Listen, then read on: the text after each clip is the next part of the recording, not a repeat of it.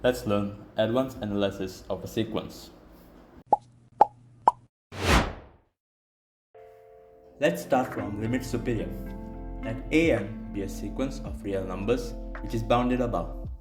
We define b1 equals supremum of a1, a2 up till an plus 1, etc.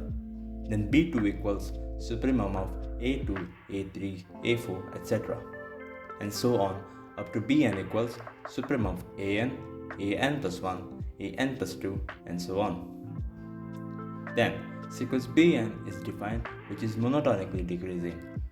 Then limit superior of an is denoted by limit of an or limit n tends to infinity supremum of an and is defined as infimum of b1, b2, b3, etc. Let's make it more simpler to understand. So let's start with the sequence, say 1, 3, 2, 5, 4, 6, 3, 7, 2, 8.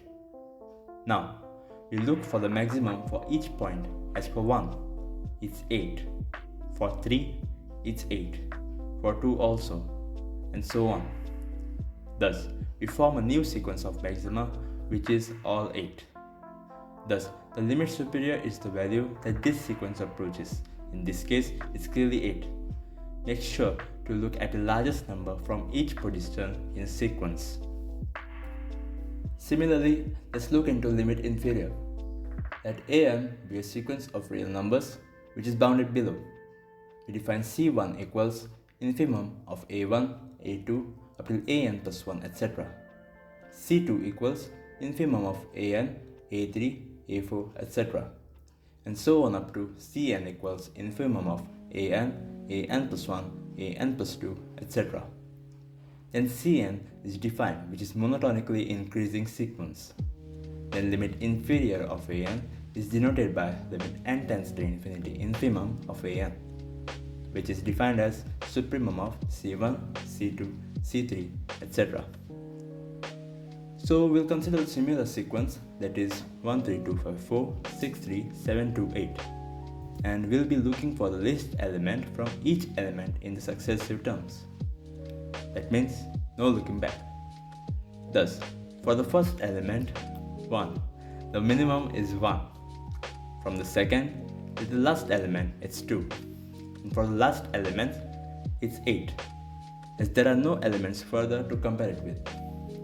And we form a new sequence of minimum values, and we choose the limit inferior as for the element which is the least and repeat it enough times. Now, you know limit superior and limit inferior. To keep simple and short, the limit superior is the highest of the maximums as you keep going further down the sequence, and limit inferior is the lowest number that keeps showing up as we continue towards the successor of each element. Some properties on limit superior and limit inferior. Note to students, there is a difference between limit superior or inferior and right or left hand limits.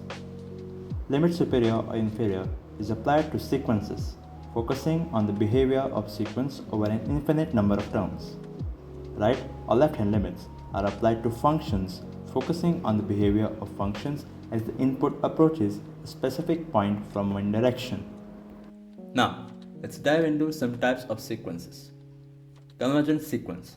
A sequence an is said to be convergent if and only if limit superior is equal to the limit inferior and they exist finitely, say at L. Then L is called the limit of the sequence. Divergent sequence. A sequence an is said to be divergent if limit superior equals limit inferior equals to infinity. Again, we see oscillatory sequence. A sequence an is said to be oscillatory sequence if limit superior does not equals limit inferior. Within the oscillatory sequence, we see finitely oscillatory sequence, which means a sequence an is said to oscillate finitely if both limit superior and limit inferior exist finitely. Similarly, for infinitely oscillatory sequences, a sequence an is said to be oscillate infinitely if both limit superior and limit inferior exist infinitely. Some results based on sequence of natural numbers. Every sequence of natural numbers has to be bounded below and has infimum in the range set. As the domain in the sense, the set of natural numbers is bounded below. If sequence of natural numbers has a limit point p, then this p has to be a natural number, and an equals p for infinitely many values of n. Sequence of natural numbers is convergent if and only if it is eventually constant, as this is what it means to be convergent.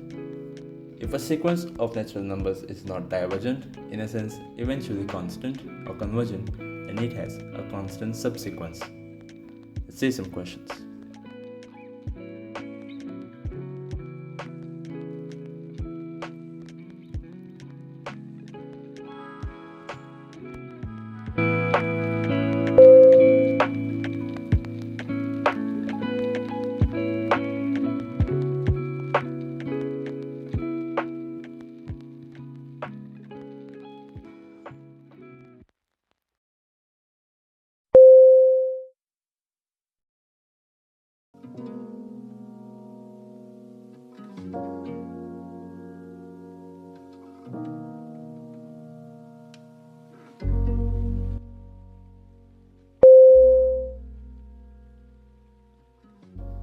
If you have answered all the questions, you have understood the topic.